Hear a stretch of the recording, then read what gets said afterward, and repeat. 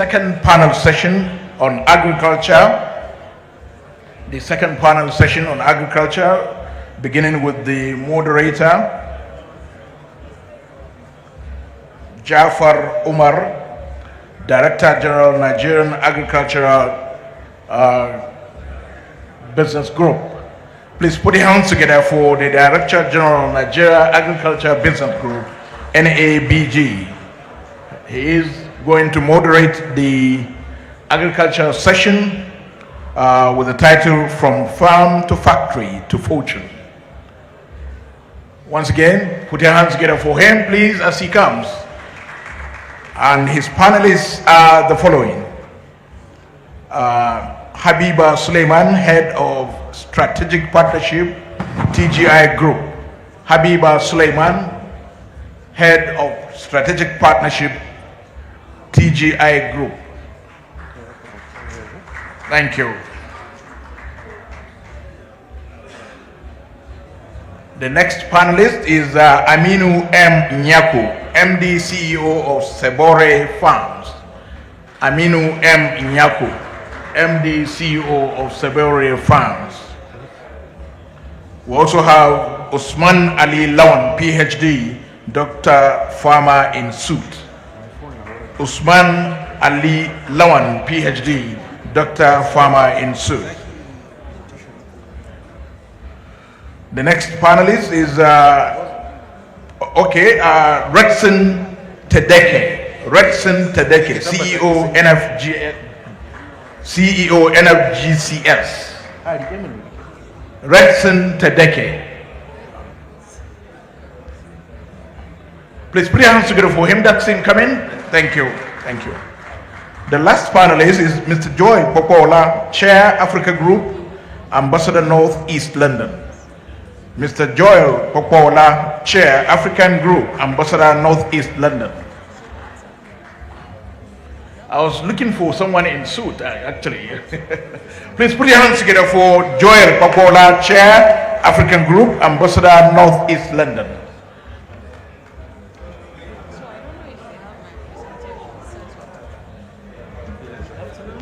Good afternoon. Nice to meet you. Good afternoon.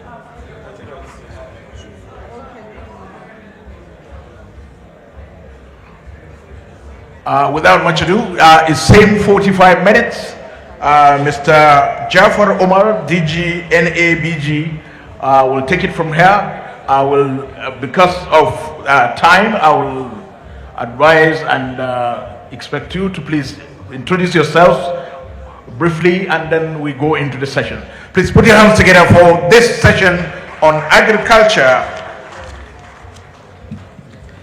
Good evening, ladies and gentlemen, Your Excellencies, distinguished guests. I would say, next to power, yes, agriculture is the most significant topic of conversation for northern Nigeria's development. And to set us quite nicely into the conversation, I believe there's a brief presentation by Hajia Habiba from TGI Group.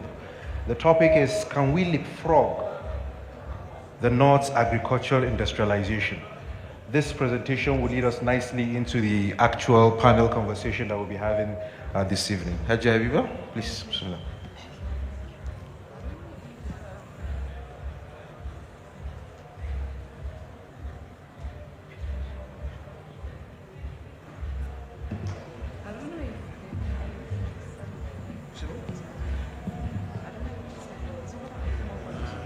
Just ask, they're hearing us, so ask them. The ICT, are you ready with the presentation, please? ICT? Are you ready with the presentation? What's the title? Can we leapfrog the North's agro-industrialization? Hmm? Can we leapfrog the North's industrialization? Okay, you can just say it, let them hear you. Okay. Yeah. Where's Kaduna? Okay. Good evening, ladies and gentlemen, Your Excellencies. The title of your is so let them okay. So yes, good evening, and thank you for waiting up until now. The title of the presentation is, Can we leapfrog the North's agro-industrialization? I don't know if you can set it up on the screen so we can get started.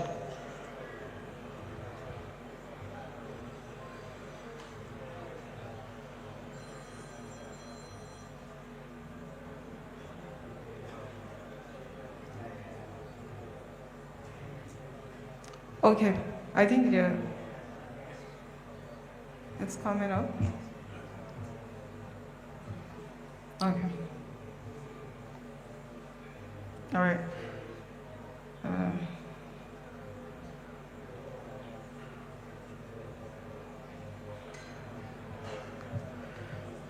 So like Jafar said rightly, my job here is just to set the context, before we jump right into the panel. And the idea is just to give you an idea of how we used to be, how the North used to be the bedrock of agro-industrialization for the entire country, how just that sector used to power the entire revenue, of this country, how it used to create jobs and all of those. And now we're back to square one. We're struggling with imports. We're struggling to feed ourselves, and all of those sorts of things. And so the idea is to help paint the picture of what's possible because of what has been before. First slide, please. Okay, good. So very quickly, I'll run you through, like I said, the contextual background, the shift where things changed, where we are today, what is at stake, and where do we go from here. Next slide.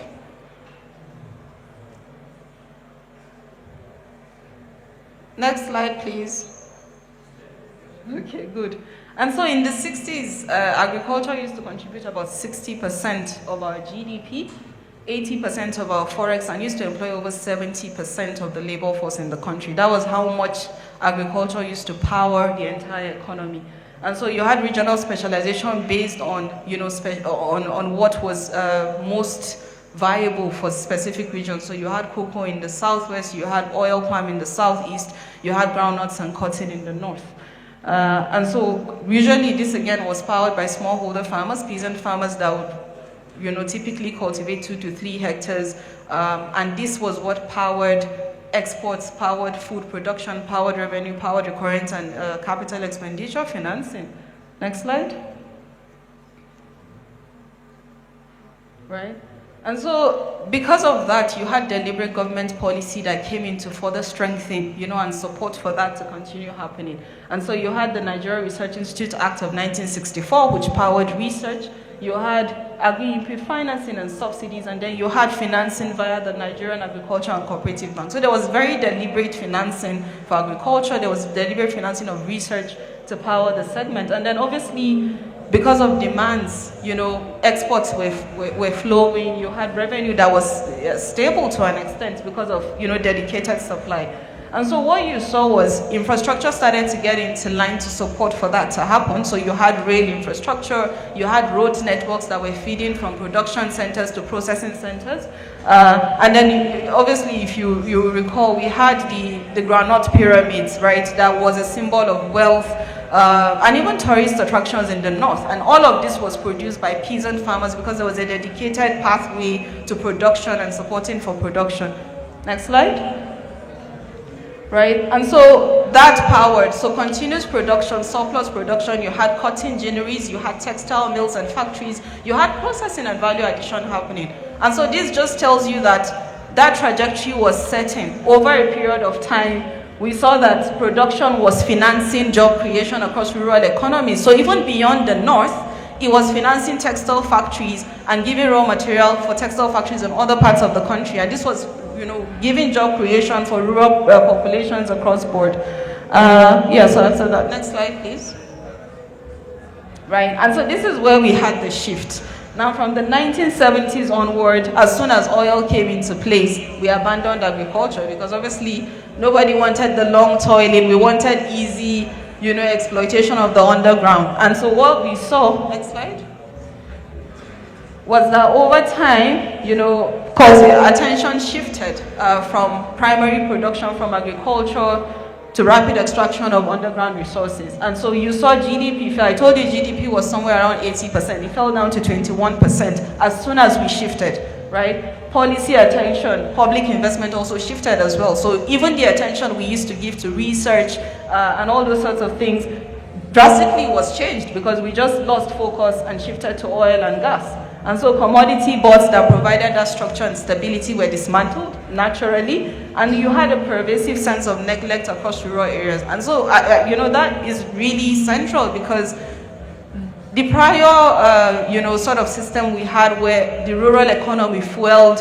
revenue and fueled job creation, they were a part of something. There was a tension that went all the way back. So research was financed. Financing for production was there because we saw that there was a pathway. But as soon as we shifted focus to oil and gas, what happened was the rural economy just felt as if there was a divide and they were no longer connected to the central economy. And so what happens with that is that you lose that trust where the economy feels that they are tied or the government now looks after them. And then, so what happened was over time, you saw that eroding, rural livelihoods were getting eroded, there were job losses, and everything that segment fed also declined as a result. Next slide. And so obviously we went into imports. We didn't have, policy instability, raw material shortage. Again, because there was raw material shortage, all of the processing facilities, all of the milling facilities were shutting down because there was no raw material to finance and fund production. You had declining investment. So investors, naturally, there's no raw material, they will leave to other places where they can find raw material. Nobody's creating the jobs, lots of job losses. And then you had a move from value chain-led rural prosperity to commodity, first low-value production. So that comes with wheat processing as well, so storage, you have market systems entrenched. And what that does is that you're exchanging a diversified job-creating agricultural economy for a very volatile mono-resource economy that's oil-based. And up till today, as you know, we're still trying to diversify and go back to where we were before, because then you had multiple value chains, you had multiple segments of the value chain that was actively engaging and employing people. Now you're back to trying to revive all of those. What you had was, at the same time where we're shifting to oil, other similar countries and similar nations with the same demographic as ourselves were doubling down on agriculture. They were investing heavily, they were supporting production. And so the difference is clear. And so one example would be Malaysia, for example, where they say, Malaysia got its first oil palm seedlings from Nigeria. Today, they're the second largest producers of oil palm globally. We used to be like that. Nigeria used to be leading global producers of oil, of groundnuts and cotton and all those sorts of things. Now we're back to, ranking in the hundreds and 80s and all of those. So something really wrong happened, and we exchanged a very stable economic base for something that's very volatile, as you will see with oil, and now we're heavily trying to diversify and go all the way back to where we were before we came here. Next slide. Right? And so one thing that hasn't changed is that smallholder farmers that used to constitute the majority of our production then are still the same guys constituting the majority of our production today. So about 90% of the food we consume comes from smallholder farmers. Next slide. Right? And so this means that we're still heavily dependent, again, on those same obsolete systems. The hose, the cutlasses is still what powers food production in the country. Irrigated farming accounts for less than 2% of total cultivated area, even though we have 70% of the entire country's irrigation potential. So we're heavily not investing in things that would finance, and ramp up productivity. Our farmers are heavily still reliant on rainfall, and rainfall, as you know, it continues to, fluctuate with climate change impact and all of those. And so what you have now is that production is heavily affected. Flooding and droughts and all those sorts of things that are increasingly becoming the order of the day. And so our rural production, the smallholder farmers are heavily affected. Our production systems are very weak and fragmented. You do not have financing because, again, it's a very risky venture to get into agriculture. What happens if everything is lost to flooding? And so now, between 2019 and 2024, agriculture contributed an average of 24% to our GDP. But our total share of agriculture in our exports is just 3.3%. This is far behind peer countries. So Egypt, for example, has 17.5%. South Africa has 10.6%. And just Ghana here has 20.7%. We're at 3.3% of non-oil agricultural exports. Next slide. All right. And so again, we now heavily, so things that we used to produce and be self-sufficient and export, we're now heavily reliant on imports to even feed ourselves, right? Unfortunately, now our input financing is severely limited. Who's going to borrow at 27%? Who can afford to borrow at 27%, right? High cost of inputs. Just between last year and this year, EOP per hectare for certain crops almost tripled. cost of production, fertilizer, everything has gone up. And so it's practically even unaffordable for farmers to produce food that we heavily rely on for consumption. Next slide. Right? Our maize yield, so again, our yields are below global averages, where countries are yielding 11 metric tons per hectare, 7 metric tons per hectare, we're below 2 tons per hectare. And again, if you look at the population growth that we have, that's a severe crisis, because that means you're heavily reliant on food from outside. You're sort of outsourcing your food security to survive. Extension agent to farmer ratio. So usually the standard, global standard, is supposed to be 1 extension agent to 150 to 200 farmers. We have 1 extension agent to 8,500 farmers here in Nigeria. That's where we are at the moment. And then obviously, we have over 35,000 square kilometers of our land becoming desert every year, right? So you have that desertification advancing by 600 meters across 10 northern states, I think, per annum every year. And we're not doing anything about it, We seem just really comfortable and those are, but this is alarming, this is a crisis. Next slide. Right, and so, like I said, the climate change issues, so flooding continues to destroy thousands of crop per year. In 2024 alone, over 1.3 million hectares of cropland was destroyed.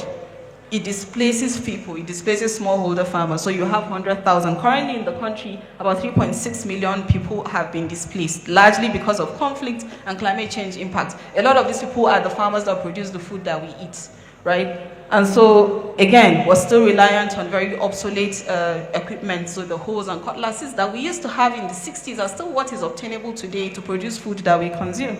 Next slide. Right.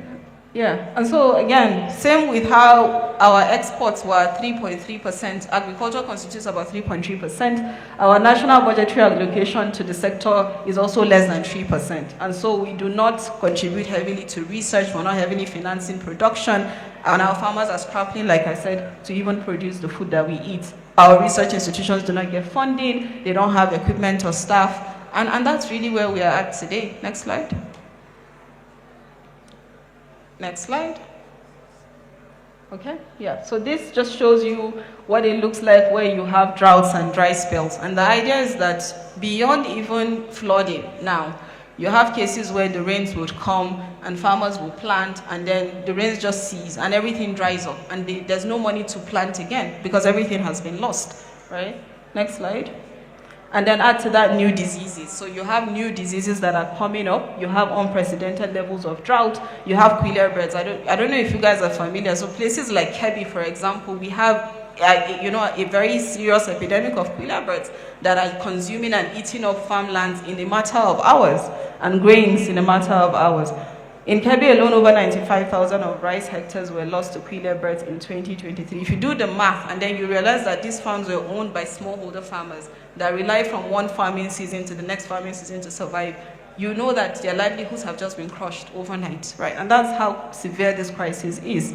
And so, no tailored research. Our varieties are still the same old varieties of crops. We do not do any, resistance. There's nothing we're doing to improve. So usually you would have resistant varieties to flooding, to drought. We're still planting the same obsolete seeds. We're still struggling with the same diseases, and these diseases continue to evolve and get even worse over time, right? Next slide. Okay, so beyond that infrastructure, I think prior, speakers spoke to this as well. Our rural roads are in poor condition. There's no access to the market. You have shortage of dam and irrigation facilities and infrastructure. You have inadequate storage facilities. So again, beyond even the losses at the farm level, post-harvest, we're losing a ton, about 60% or so of our production we will lose after harvest has happened. Farmers are struggling to sell their produce because, again, nobody is guaranteeing offtake. Right? And then the cycle is just endemic. The poverty keeps recycling over and over again. And so what this means is that investors get disincentivized. Nobody wants to put their money in agriculture. Young people do not want to invest. And so it's really sort of a crisis. And again, largely, and even the most crucial of all is that rural livelihoods continue to get eroded. So every time you go back, farmers are scaling down. So people that used to do 2 hectares are now doing 0.5 hectares. They can't afford to do more than that. That's our food security on the line. That means the more we could consume is getting lesser. And so what's the way out? Are we going to keep importing to fill up these gaps, Next slide. right? And so beyond all of that, you go and look at the human cost. When I started, I told you about all the job creation and all of the mills and everything we used to have, how that economy used to power the entire revenue of the country. Now we're back to losses across communities. We're back to internally displaced persons because all of these, climate change issues and conflicts are eroding livelihoods. People are having to move. The crisis is now further exacerbating. You have a huge urbanization trend because people are trying to run to urban centers to try to get what's better, and access better livelihoods in urban centers. You have failure. So again, you have obviously that failure that we've created at the rural level means that food security is at stake. It means that there's going to be social unrest because when people do not have resources, they don't have employment, they don't have jobs, they're going to start to cause problems, right? And so this is really something that just tells you that unless this is addressed and fast, these issues we continue to face are going to keep happening. Next slide. Right? And so again, we have about 60% of our population under 25. This is an asset. But unless this asset is used well, it could become a time bomb because again, with the current underemployment and unemployment, it means that these guys are can easily be recruited by non-state actors to, cause whatever chaos there is. You have, again, because of how agriculture continues to become, representative of drudgery and hardship and all of that, young people do not find it attractive at all, right? And then, obviously, nobody wants to get into agriculture. Meanwhile, this is a sector that requires all of the skills you have nowadays, all of the, digital literacy skills, the innovative skills, engineering skills. These are all skills that lend themselves very well to agribusiness today in other countries. But these are skills that we're not even tapping into, and agriculture for us, for our youth, continues to look like simply the hoe and the machetes and all of those sorts of things and all the drudgery under the sun. That's what agriculture continues to represent because we've not done anything to transform it and make it better. Next slide. Okay, so again, this just speaks to examples that we can tap in. Next slide, please. Okay, so these are certain examples of countries that have similar demographics like ourselves and what they've been able to do with their own agricultural section. So Vietnam, for example, that used to be under war, used to be very food insecure, is now a global rice export powerhouse. In fact, I think they export to us, even though we can export to them too, but these countries are producing surplus so much so that they are now exporting to other countries. They've converted their systems, they've addressed post-harvest losses by processing, they've targeted trace facilitation, and have captured export demand significantly too. You have Morocco, so Morocco just nearby here has started to add value. These are things they've done to transform what agriculture is contributing to their GDP, to their forex earnings. Bangladesh, as you know, again, a lot of people, but they've combined research. So you have improved varieties, you have flood-resistant varieties, even though they have environmental issues. They've sort of used research to sort of, improve varieties and planting systems and production systems to address and mitigate those environmental issues that they've had.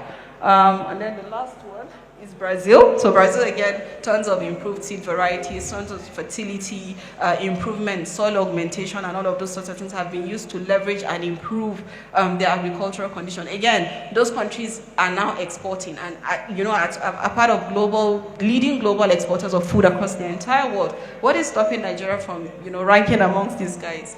Next slide. Okay. Yeah, so Egypt as well, one of those. So a lot of this backward integration. And so if you look at it, a common feature across all of these cases is that they had deliberate government policy that was consistent. They had massive irrigation and infrastructure. So what you currently have in Nigeria is that we're heavily reliant on one farming season. We have to wait for the rainy season to come. Other people they're farming 3-4 times in a year because they've leveraged infrastructure to build irrigation and to support farming of multiple crop cycles in a year. You have that inclusive approach. So everybody is involved. Smallholder farmers, rural communities, everybody is tapped into the agricultural ecosystem and is supported. Unlike what we have here where there's that breakage, there's a fragmented value chain where the support that the rural community requires to produce the food that we need is not readily available. Next slide. Yeah, and so to reverse the trajectory, I'm not going to speak much there because I believe the panel should address a lot of this, but next slide. Okay, so yes, very simply, we need to do something about irrigation. It's no longer acceptable that we still are struggling with the current lack of irrigation, about 2% irrigation potential tapped at the moment. That's unacceptable. we need to backward integrate. And this is very specific because you can't have anything that ignores the rural production, that ignores smallholder production and succeeds wherever you go. Wherever you go, you'll see that they find a way to make sure the rural community plays a central role in food production. You support them, you backward integrate, you bring all the necessary resources, all the necessary research and knowledge, do everything to make sure you carry them along. That's the only way in the long term that food production can be sustainable. And then obviously we need to address all the insecurity. So again, different security challenges require different tailored approach. So wherever it is where we need to build peace, where we need to resolve conflicts, at times these conflicts are not as big as they are, but because we refuse to nip it in the bud, they exacerbate, they become bigger than what they should be, and then we're where we are today. Next slide. Yeah, private sector engagement. So again, private sector, as you know, is incentivized because it's business. So there's going to be an incentive to keep investing. There's going to be an incentive to keep putting in funds where something is profitable. But unless the environment is enabling for them, that's not something that's going to readily happen. And then women and youth engagement. So everywhere you go, you see that women constitute about 50% of the population. Agriculture must deliberately bring in women and get them all the resources they need to also produce the food that we require. Young people, very smart, as you know, we have a ton of them. We need to also deliberately find a way for young people to get all the resources they need, to support our food security. And then obviously stakeholders, everybody here today is a stakeholder outside of here. Food is what we all consume. And so there's always a way to play a role in ensuring that our food security is not something we outsource. It's a component of national security, and we can't afford to rely on, very volatile, disruptive systems globally to give us food to consume. Next slide. Okay, so yeah, finally, as you know, agriculture, like I started, was the foundation upon which this country was built. And so we did not used to measure our wealth by crude oil barrels. It used to be by the pyramids, the groundnut pyramids in the north. That was how powerful of a symbol agriculture used to represent for this country. And so now it's not a factor of can we get back there. It's about what made us shift, what made us leave a very promising, proven path to collective growth, what made us leave that path, for oil. That's again, is not as stable as it should be. And we're back to a very monocentric economy. So what would it take for us to go back and take agriculture as serious? Again, we can't outsource, like I said, our food security is a component of our national security. What would it take for us to take food security seriously? Thank you.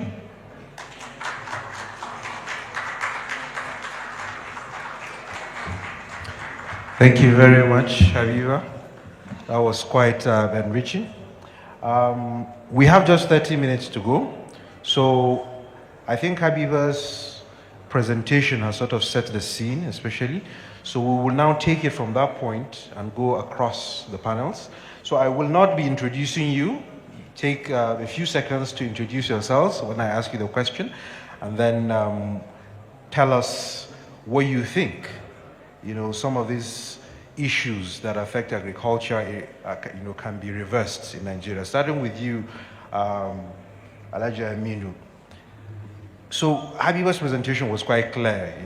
Food importation is actually a threat to our food security.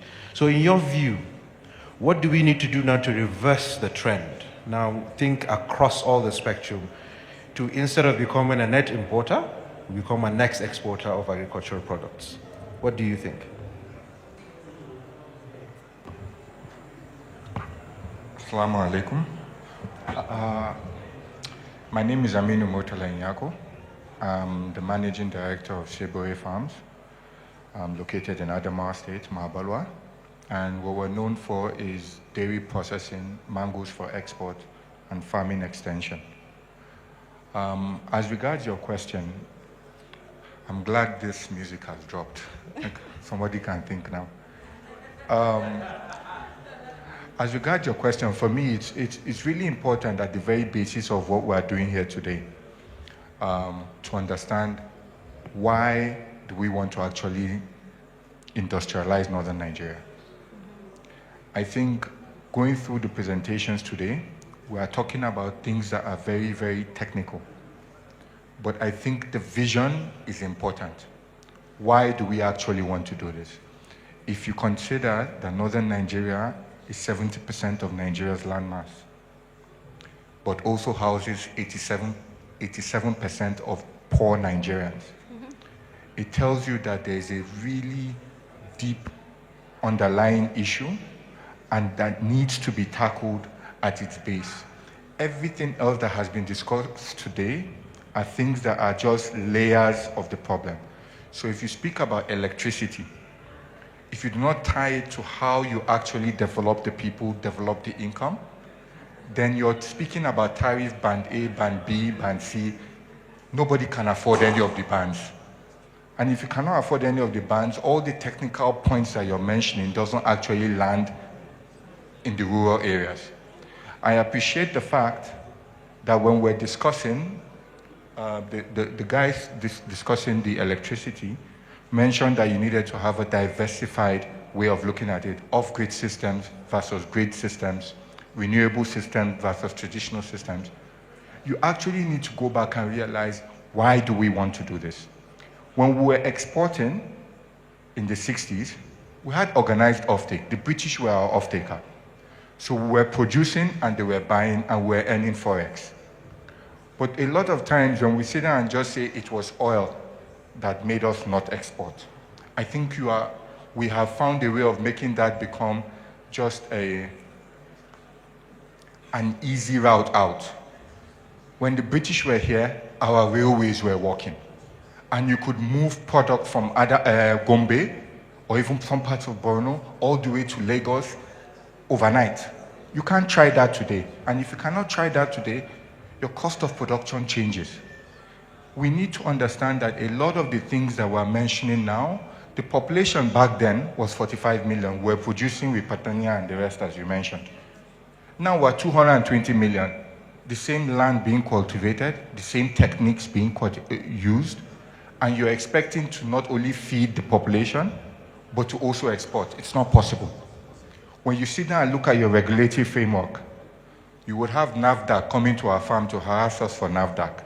Fine, but NAFDAC is not recognized in London. The certifications for export are completely different from the certifications within Nigeria. There are too many things that are underlying, and unless, I haven't spoken this year, most people know. And I think one of the reasons I came here was I had to honor that it was the Northern Elders Forum that are calling us to talk as professionals within the system. We need to understand that every single state in northern Nigeria has a comparative advantage in agriculture. Some states can do gum arabic, some states can do sesame, some states can do hibiscus, and all the other things. It's not that our farmers are not cultivating, but they are not actually deriving the value, the complete value for what they are producing. I'll give you some context. When you want to buy watermelon that you find on the street in Nigeria, in northern Nigeria, you find them in Fufore and Co. You price one watermelon at maybe 2,000 naira. I lived in the United States. One full watermelon is $15. $15, ta Allah da Anabi, Yanzu, is almost 25,000 naira. Why are we still eating watermelon in this country? We should pack everything, export, and get FX. You can go across the line with all these commodities, and you realize that it is not that our people are not producing it. We are actually not getting the value that comes with it. If my younger brother exports snail, 3 snails, 4,005, he exports them to the UK, and he makes 22,000 naira for 3 snails. Why are we eating snail? The honest truth is, if you look at all these value chains, you realize that there is enormous opportunity. But for you to do export, there are things that are important. You need electricity so that you can process and store. You need education so that you can understand how you meet the standards of global standards. Forget our local standards. Meet global standards. And then finally, we need to come together to be able to produce enough that can export. When you're exporting, they tell you you want 20 tons. It's not that we're not producing, but you need to be able to produce 20 tons 20 times for you to be able to make that export order. We are producing, our farmers want to be in the value chain, but I think we have taking capitalism to the extreme, where I, in the States, am competing with my brother when I should be competing against countries outside of Nigeria. You see, and just to round up, because I know we don't have time, what I'm saying here is not rocket science. This is what Sebore Farms has done. In the last 4 years, we started out with 500 farmers in Adamawa State. We're at 22,000 farmers right now. And every farm, every Fulani community has a collection center that we in Sebore have invested in. Because of the electricity challenges, all our collection centers are on solar and battery. We're not thinking about light. And then all we told these farmers is, look, even if Nigeria collects loan today, 100 billion, we will dash 50 billion to Lagos. We will dash another 20 to Abuja.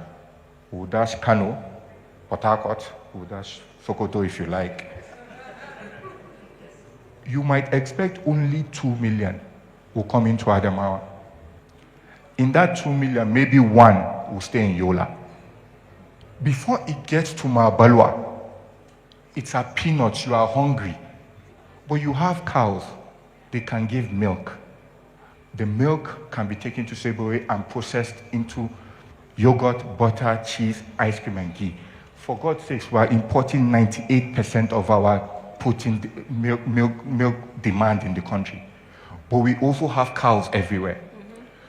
Just educating these local farmers that you think are uneducated and telling them, look, as a community, come together, we'll provide the infrastructure. We don't want anybody in Adamawa thinking they want to open yogurt factory. Sebore Farms has built a factory that can process all the milk in the Northeast.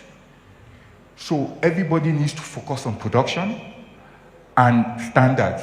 We've taught these farmers, and I tell you, as at right now, the lowest earning farmer in my program earns 450,000 naira a month. Yeah. I stopped talking because a lot of times these things are not taken up the way they should take. We are seeing poverty levels rise. We are seeing, because of these poverty levels, insecurity is rising. But we have all the tools available to us to be able to change the fortunes of millions of youth and young people in Arewa. Yeah. I will stop here. Thank you very much. Thank you very much, Aminu. So proceeding swiftly, Mr. Usman Ali, please introduce yourself in a few seconds. And the question we want you to address now, taking a cue from Aminu's points, talking about for us to become as industrialized as we need to target the export market, infrastructure, standards, education, and the likes are important. So what I want you to speak on now is how can we make this happen, specifically the government and the private sector coming together to make this work? Good evening, everybody. My name is Usman Ali Lawan. They call me the farmer in suits. I'm a farmer. The aspect of farming that I love the most is actually the work that we do with smallholder farmers.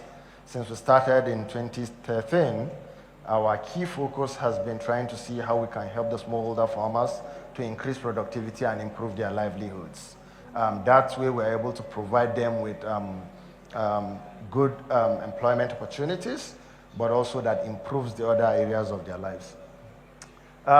Going to your question, I have also worked with some of the private sector companies, and I know what aggregator models can do for smallholder farmers.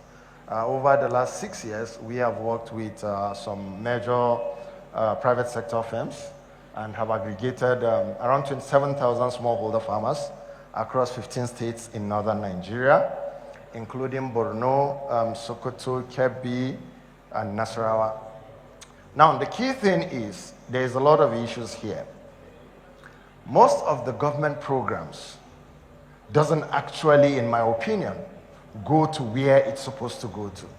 So it ends up in the hands of politicians and government agencies.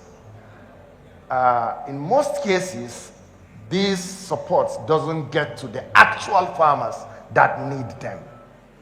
Of course, it's true, we're all farmers at heart. Virtually every Nigerian is a farmer. But when you go to the streets, like to the rural areas, you get to meet the actual farmers. They don't even know that these programs exist. What do I think? I think that it will be best if the government is able to leverage the opportunity that some of these private sector companies have created. Some of the grower programs that are actually working. I mean, he just said now he's working with 22,000 smallholder farmers in Adamawa State alone. I am aware that Wakot is working with around 7,000 smallholder farmers in Adamawa and Jigawa. We are working with around 3,500 farmers in Nasarawa State. Redson, how many are you working with in Nasarawa State? Yeah, but how much support have you received in the last 7 years? So that's the key problem. The government policies need to target the people who actually provide the support that is needed to the actual farmers. I mean, anybody can grow up a huge list of people, but are they actually on the field? Habiba was saying earlier that the cost of production has actually increased threefold. To farm a hectare of rice today, you need to spend around 700 to 800,000 naira, depending on your location. What you make is probably around 4 tons. In very good areas, you do about 5.5 tons.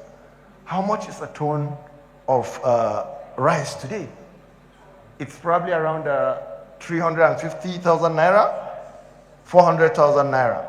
A ton of corn today is 170,000 naira. Today, as I speak to you.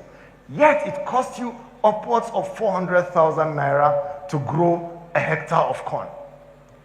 Why is the price in the market so poor when you're spending so much money investing in the soil? Plus, I mean, when they tell you that the average productivity is around 7 tons per hectare for corn, I promise you most of that is coming from research plots. If you are on the field, you know that the exceptional farmers are only able to do between 3 tons to 3.5 tons per hectare.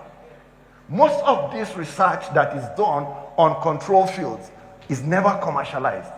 When you take the average, the normal average rural farmer in Nigeria is not able to do 10 bags of corn per hectare. Now he is spending about 400,000 to make less than 300,000 naira. That's not sustainable.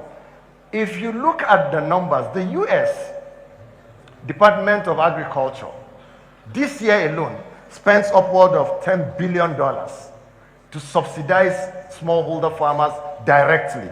I mean, it's relative if you say smallholder farmer in the US. That's probably, you're talking 600 acres. That's a smallholder farmer. In Nigeria, the average holding is around 1 to 2, maybe 1.5 hectares per smallholder farmer.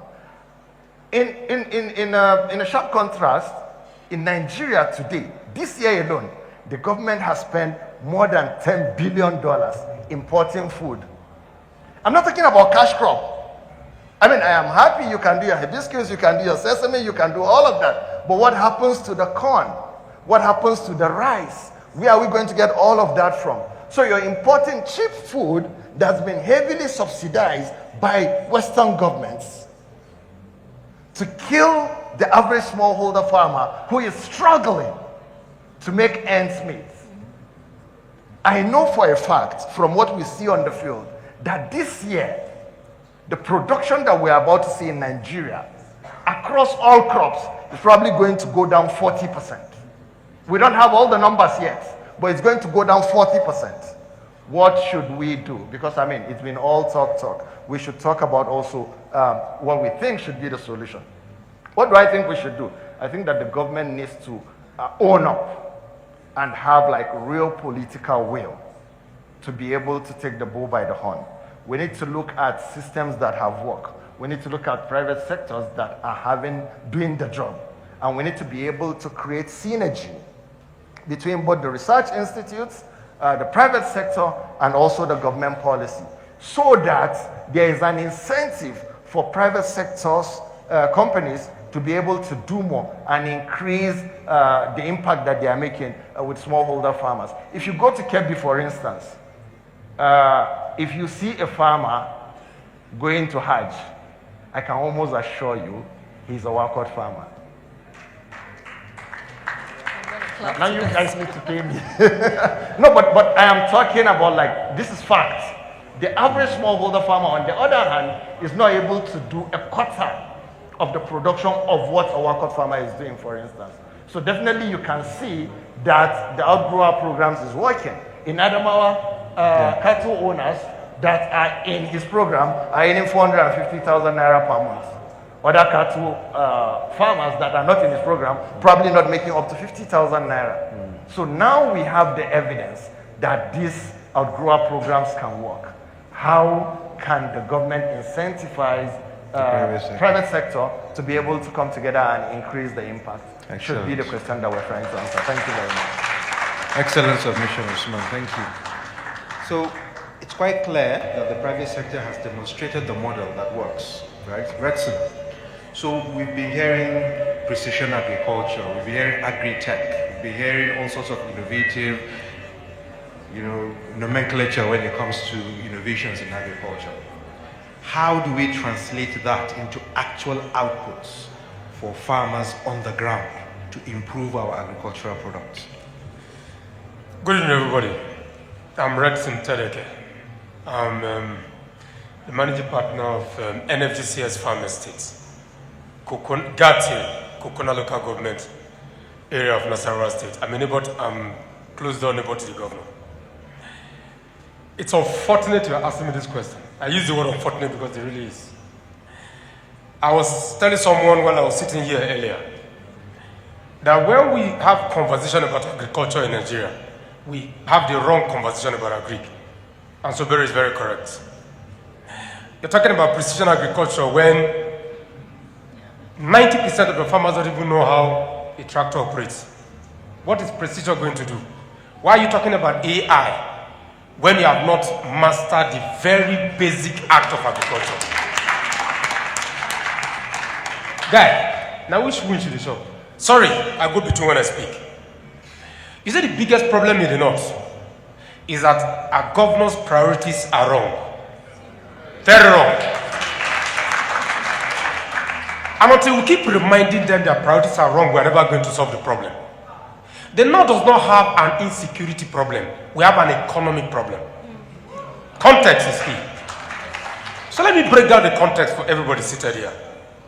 The governor of Katsina State, in one of his conferences was complaining that imagine the bandits pay these people 500 naira a day to carry gun and take tramadol. And I said, Governor, I beat the bandits, set up farm estate in your local government and pay the farmers 1,500. Why would they have a need? Why would they have a need to go for 500 with tramadol rather than going for 2,000 naira a day and working in the farm where they have economic security? That's exactly what I did in Nasarawa State. Right? I'm an honorable man from Delta State, for goodness sake. I'm an ex-minister from the Niger Delta. And I have one of the largest community farm projects in Nigeria today. I started 2017. Now, when we got to the community, we had about 70 Fulani communities sitting on about 1,000 hectares. We sat down with all the Fulani communities, and we sat down with all the Christian communities and all the Hausa communities. I said, guys, sit down. Forget the fight when you fight. If you like fight from now to next year, they will pay you chichi. Now die, you will die away. But if we create a farm project here, where your people are employed, where your economy is secured, you would not need to fight. You will not think about your religion, you think about your economy, because a man that is economically secured is not religiously inclined. That's why the West are not religious.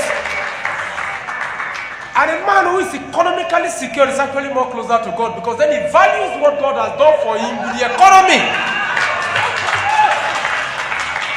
And so we put to practice what we were saying. Too many governors sit down in front of you and tell you 5 billion for agriculture.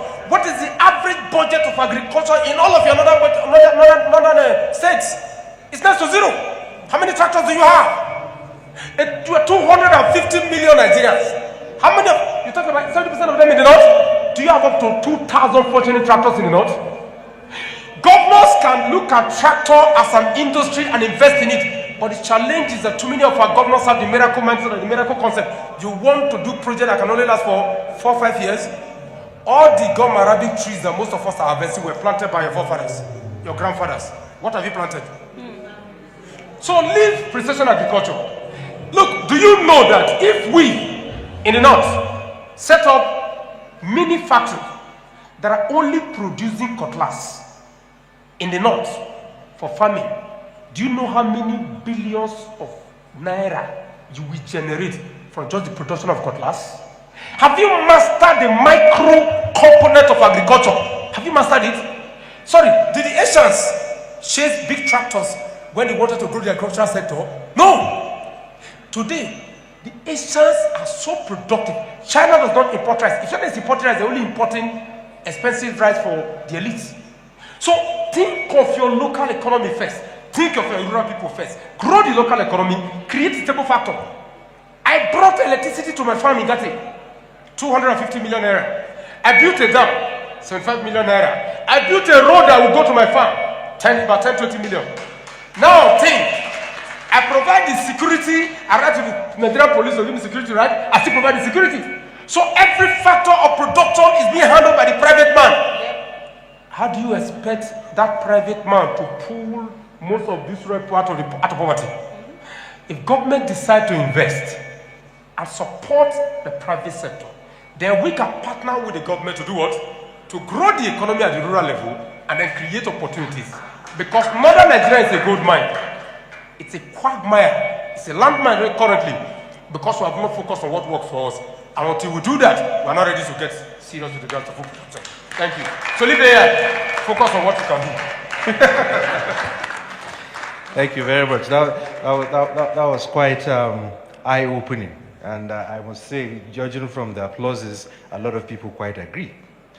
Now, Mr. Joel, despite Tedheke's advice that we should leave AI and leave other stuff, technology is still here to stay nonetheless, right?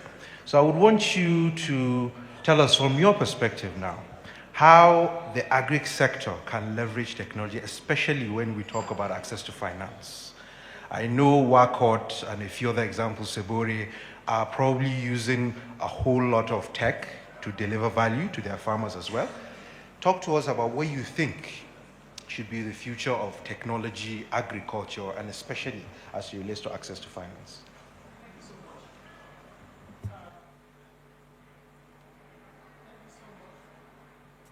Thank you so much. My name is Joel Popoola, and I'm the chair of the UK Institute of Directors Africa Group.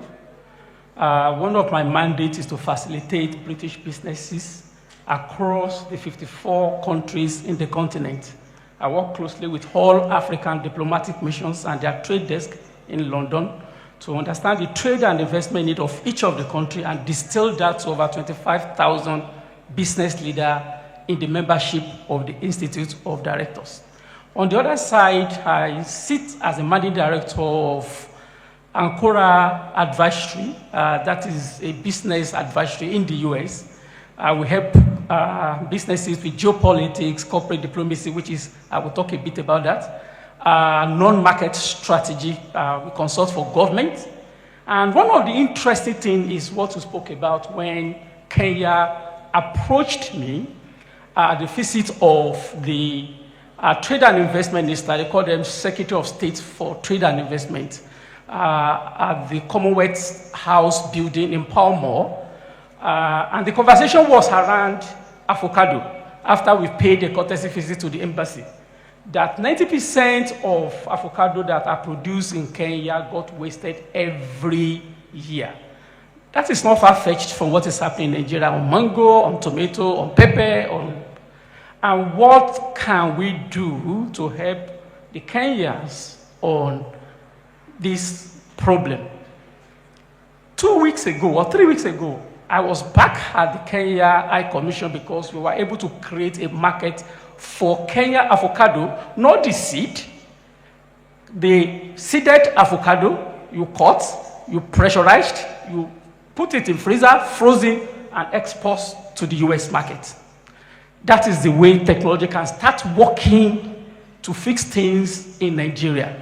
Nigeria likes sophistication. When thing is not complex, Nigeria don't believe it. It must be hard.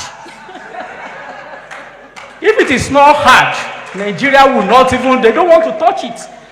If it's too simple, they will first of all move back and say, are you serious? 3 nails for 22 pounds? It can never happen. They don't believe it. But the truth about it is, in my role, I visited Ethiopia at the request of the Ethiopia Embassy in London, because Ethiopia discovered that, despite that Ethiopia is the origin of coffee, they discovered that they are fourth in terms of exportation of the coffee globally. They are after Brazil, after Colombia, I think there is Venezuela, then we have Ethiopia. In fact, Uganda is almost beating Ethiopia to it. In 4 months, we created a coffee market for Ethiopia worth over $700 million US. That is what we can do for Nigeria. I was asking, when I was having a briefing on Saturday, I came in on Saturday afternoon. I was having a briefing for some members of the Elders Forum. And I was asking them that we have cocoa in Nigeria. If I use cocoa in Nigeria to manufacture chocolate in Nigeria, and my brother, the same cocoa, he exported his own, he has a factory in Switzerland. He manufactures his own chocolate in Switzerland. And he wants to sell into an international market. I want to sell to an international market. Who is going to sell at a premium? Of course, he is going to sell at a premium. Now, we are having a conversation with Ghana, with their cocoa, because the Kingdom of Saudi Arabia, we are visiting them in November, and also in February. Riyadh in November, Medina in February. What do they want to do? They don't have cocoa, but Ghana has cocoa. But they want to create what we call chocolate clusters in the Middle East, so that whenever you travel to Riyadh or you travel to Mecca, if you get to any hotel or you are on a flight to Medina, you must taste a chocolate that is produced on the soil of the kingdom. Small chocolate, not chocolate bar, it's going to be a small one that you can just pop into your mouth and you can see that across the supply chain. That is what we can do for Nigeria. We want commodities from northern Nigeria that we can create markets for, because when you look at the entire supply chain, farmers are the most oppressed. People that are making a lot of money in agriculture are the supermarkets. But what are the supermarkets doing in terms of research and development? And that is the area where the government and our university comes in. The success of UK depends on only one thing. That is the university. There is hardly any meaningful company in UK today, including hospitality, that don't have a research connection with a university in the UK. AstraZeneca produced vaccine, COVID vaccine. People think AstraZeneca and Oxford came together just from the blue to produce COVID vaccine. AstraZeneca is like a department of pharmacy to the University of Oxford, Imperial College, and Cambridge. We have so much research institutes that are dead today. What our companies and industry are doing to partner with the university to be the research center for them, then they can demand results. If I have a farm and I give money to the University of Maiduguri, do this research for me, at the end of the year, I want to do this result of my research. And that is how we can build northern Nigeria. To the glory of God, we can't fix Nigeria without fixing northern Nigeria. Outside Nigeria, northern Nigeria is the most populous country in Africa. Modern Nigeria is 160 million population. Ethiopia, the second biggest country in Africa, is 130, 120. In terms of prosperity, unless northern Nigeria prosper, Africa is going nowhere. If South Africa were to fix Africa, then South Africa is fixed. Africa has not been fixed. Egypt is fixed. Africa has not been fixed. We perceive Lagos has been fixed, but Lagos has not rubbed off on Nigeria. But that's it today. If northern Nigeria is fixed today, Nigeria is fixed, Africa is fixed. The prosperity of Africa depends 100% on northern Nigeria. And we can get this done. The only thing we need, which I have seen when I was having a Zoom meeting with some members of the Northern Nigeria Forum, is the passion. And I can tell you, there is nothing that can stand away a passionate man. I can see passion, I can see a sense of responsibility that we don't want to leave behind for our children. This Nigeria that we are seeing, you can see that from the Northern Nigeria that it is a new dawn. And we are ready at the Institute of Directors to support. It's not enough to bring Mark Zuckerberg to Lagos. It is better to bring him to Yobe. Because business is about perception. It's not enough for Bill Gates to be in Lagos and Abuja. It should be in Katsina. It should be in Adamawa. If these global citizens visit some part of northern Nigeria, I can bet you businesses will move. You will see the new businesses moving. The Lord Mayor of London was in Lagos this year.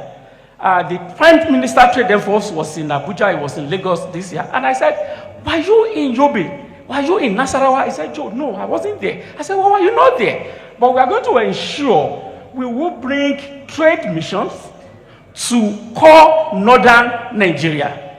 Trade mission from the UK, trade mission from Japan.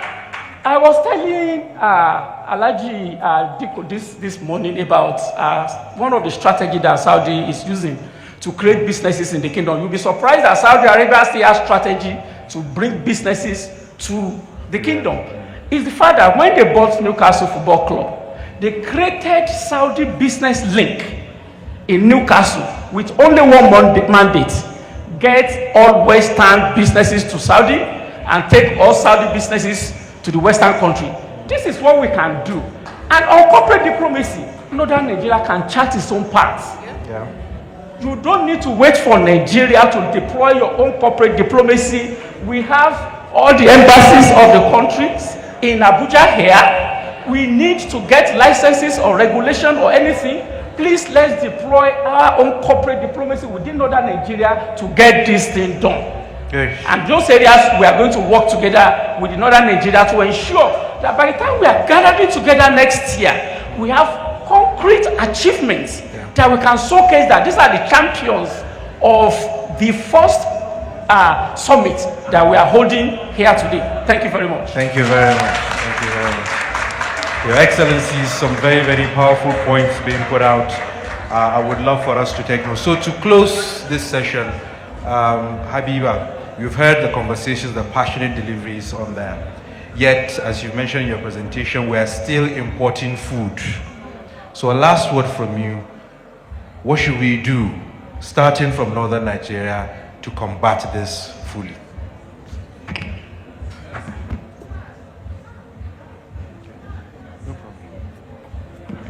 Okay, yes. Okay, yeah. Thank you very much, Jafar. So, I was listening to them. I didn't want them to stop talking because, again, it really gives you hope that people are doing so much in that space, right? And there's so much potential. There's so much hope that it's not all bad and that things can change, And so to speak to imports, obviously, as you know, it's a short relief. It's a short-term relief. It's not long-term. And so just like how you're taking your paracetamol for a migraine, it's going to come back, and it will come back.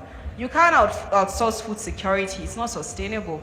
And one thing I'd like to allude to is, again, not very long ago, we had COVID, right? And during COVID, countries that we used to import from were closing their borders and say, we're not going to send out food because we need to protect our own people. We need to feed our own people. It was the same for pharmaceuticals. I don't know if you guys remember how Africa was struggling to even get the vaccines. They didn't want to share the formula. They didn't want to share, even the vaccines with us. Even masks. Because we're not manufacturing locally. Yeah. So the question is, for how long will we continue to rely on other people to solve our own problems for us, especially food?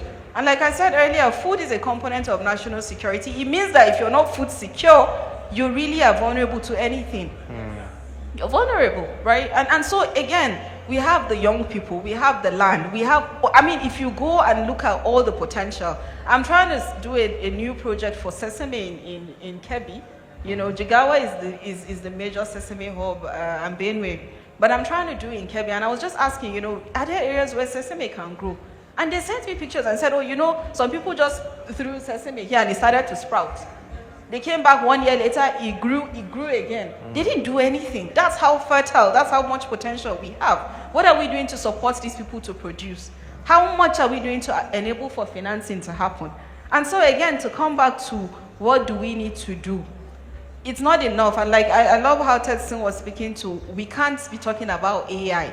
We can't be talking about drones. I'm sorry, and I know those things are very fancy and good, but right now, it's about what is practicable.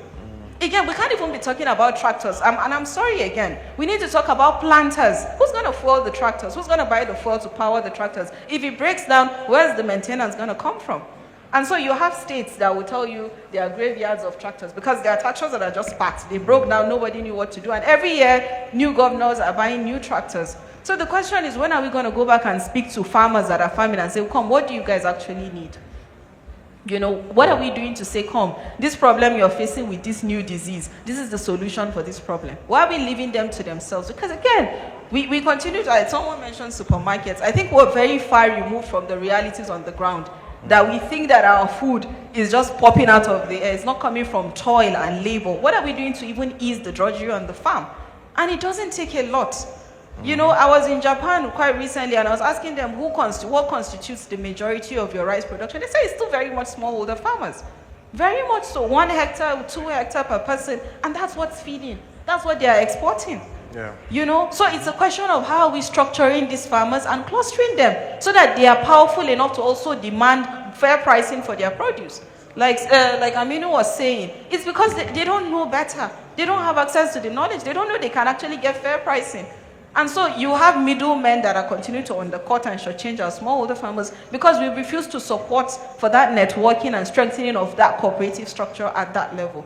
And so very simply, we don't have to be very ambitious overnight. Again, in terms of can we leapfrog? Yes, we can adapt. We can, build in resilience as we go. There's a lot of climate change, climate smart things we can embed as we continue to produce. However, we can't just start telling people, come and get 10,000 hectares, 20,000 hectares to produce when there are communities that have been on that land for decades and centuries. What are we doing to say, whatever you're doing on 1 hectare, can I help you to scale it to 2 hectares? And that's where I think private sector comes in, that because we're there for the long term, we sort of can play that role of making sure we backward integrate sustainably. We can bring in the knowledge, we can bring in the resources, the financing, the infrastructure to make sure that the fragmented value chains are strengthened, and then it starts to make sense. And then when you start to have surplus production, it means that value addition can start to happen. It means that storage will scale. It means that trade beyond local production, people can start to say, oh,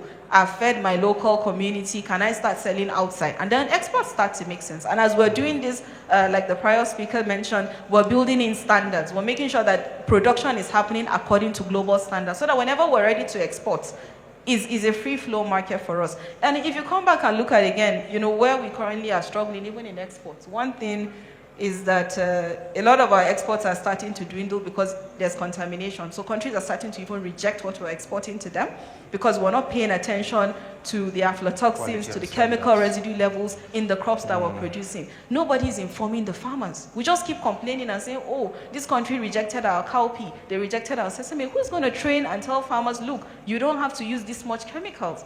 So to be honest, we have to take up the responsibility because food security is not again something we can outsource. We can import to feed ourselves for the longer term. Again, we can do it now for relief purposes, but in the long term, we're going to run out of the money because you can't import to eat. If you're importing raw materials, it's a different thing altogether. But food is not something you can import to be secure. Thank you. Thank you very much. A round of applause for the panelists. Given that this is a very important topic for Northern Nigeria, I would please ask permission, Your Excellencies, for 2 questions. If anyone in the audience, I see one. Can I get a lady if possible? No lady? Okay. We have one lady, fine. So please, quickly, let's start with you, sir. Quickly, your question, and if you can be specific to who you're directing it to. Is there a mic we can... Perhaps just scream out your question.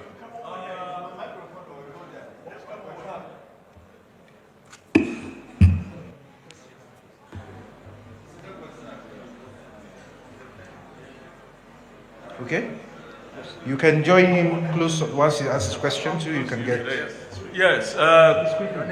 My name is Tedheke. I'm the DG of Benue Chamber of Commerce. I am so happy that we are talking about a solution today to agri-industrialization and commercialization. This has been like the lady first. Question. My question is, I think what we need to do is, what mechanism shall we do?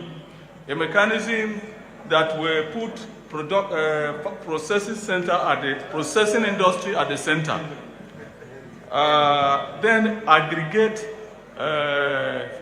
farmers onto the center, and put forward a system for farming knowledge, and a trade house, and maybe a fintech, so that the rural farmers may also have a way of managing their funds. That is what that's my question. Okay, thank you very much. In terms of question, if that question is what you want. Yes. Yes, thank you. Can we have the next question, please? Let's try again. Yeah. You want to ask your question? Yes. Yes, please. Your name and the question. Thank you so much. The Northern Youth, I want to really appreciate you people for this summit. It's a good one. My name is Adediji.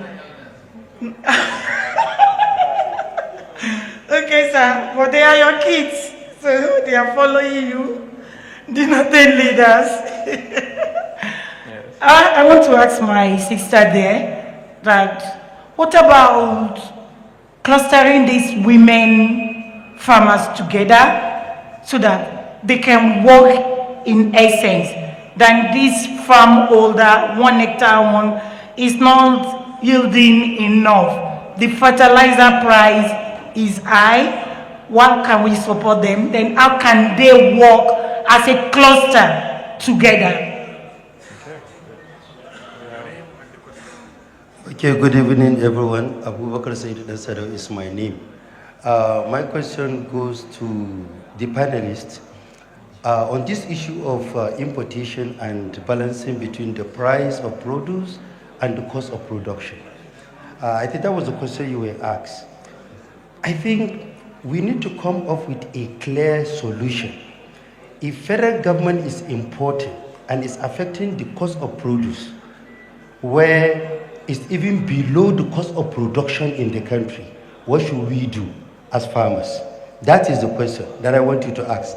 And again, I think I have my own thinking in line to this. This is the northern issue.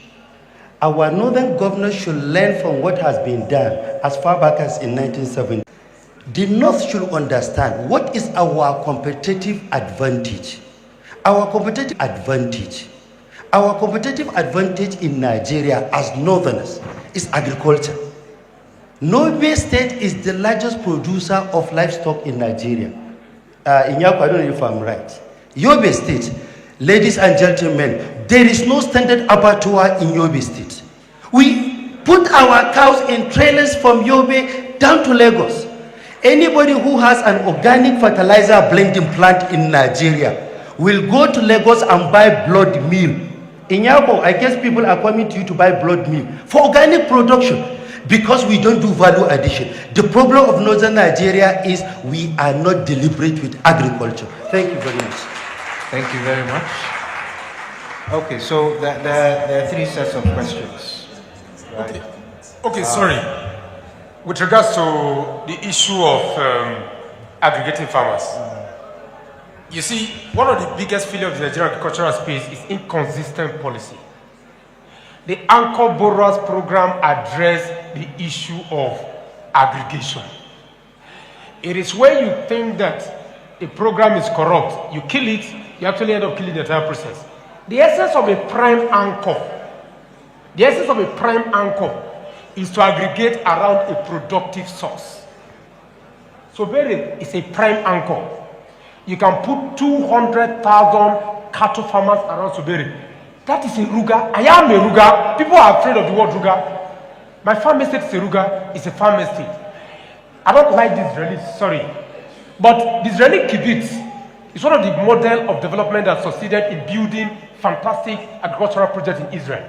The Asian farm villages were the source of growth of the Asian agricultural structure. Come to Gati, we're developing the second largest grape farm project in Nigeria outside Kaduna. In fact, the grapevine project in Kaduna were in the farm last week so that we can make Nasarawa the largest grape producing state in Nigeria. And grape can become a major source of revenue, export for Nasarawa state. And so what we then become is a prime anchor. Go back to the anchor borrowers program. Fix the inconsistency in that program. Fix the corruption in that program. And then use that same model to mobilize rural farmers that are attached to what? The prime anchor. Once you do that, you solve the problem of materials, you solve the problem of tractors. A prime anchor can have 10 tractors, and those 10 tractors can serve 10,000 farmers. And the manufacturing and repairs are there. There's a clinic in my farm, there's a fabrication point in the farm, there are rice mills in the farm. Every input, everything the farmer needs to be able to harness and add value is right there in the farm estate. So what are you needing a new framework for in the North, when the North already has the foundation? What was the essence of Sir Ahmad Bello's regionalization agenda? What was the one-on-one cooperatives all about? We have the solution, I've discarded it, we're going to go back to it. Thank you. Thank you. Habiba, we want to take the question on women, clustering the women. Please. Use your mic. Yeah, so yes, to the questioner that asked about, so that's what we do. So currently, TGI works with about 60,000 smallholder farmers across multiple value chains. And what we do is via outgrowers. So we do not commercially farm.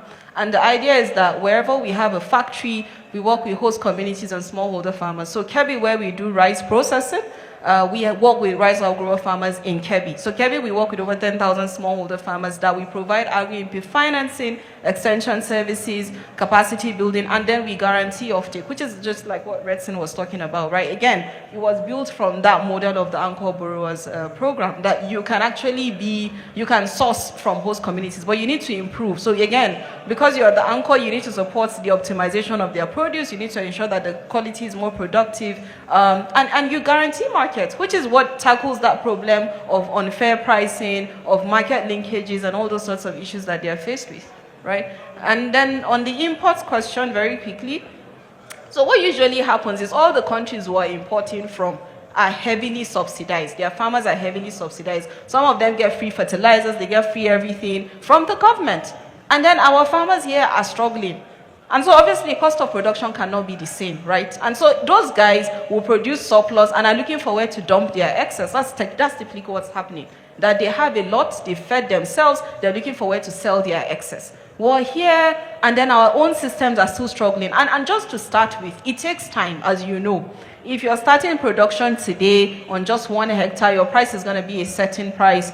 But as you expand, it's going to keep coming down because there's surplus, there's more, right? So that's where we're getting to. That when you get to self-sufficiency, excess can go to export. You can then add value, you can do whatever it is. But that's really what what it is. That those guys that were importing from have it really cheap over there because irrigation is subsidized, fertilizers are subsidized, the government guarantees markets and all those sorts of things. Another thing I wanted to touch on was also market stabilization. So what you would have is when they bring those produce or those products from outside of the country, they're naturally going to be cheaper. How you can stabilize here, and so people start to say, oh, but our farmers, they don't want to sell cheap. But how are they going to sell cheap when their cost of production, they can't even recover it in one farming season, right? And so the question is, what is the government doing to have strategic reserves? Usually what happens is when you have buffers, you have strategic reserves. When it's time for harvest, you can actually buy off from farmers at minimum pricing. So what this does is all the farmers know that somebody is going to buy off their produce.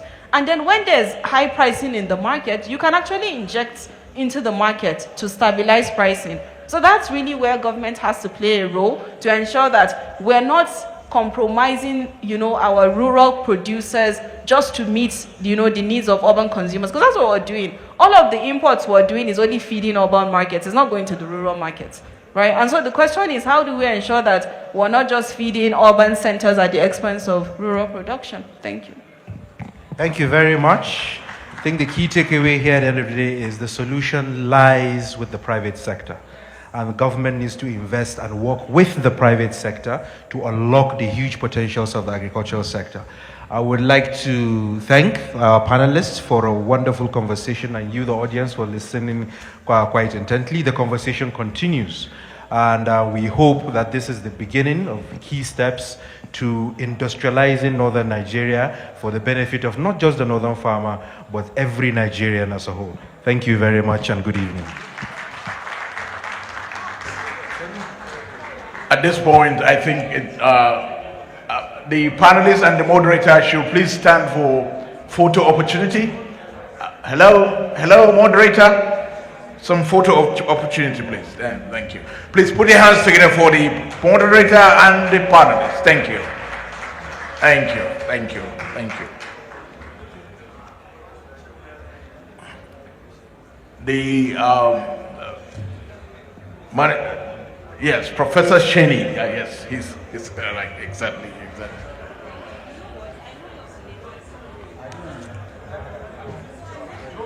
Professor Sheni, the Director General of the Northern Elders Forum, will put us through what to expect tomorrow and how it will all start. Professor Sheni, please put your hands together for Professor Sheni. Good evening. First of all, I need to thank you so much for the time you've taken to spend till this moment. We've come to the end of today's program, and we are going to start 10 a.m. tomorrow.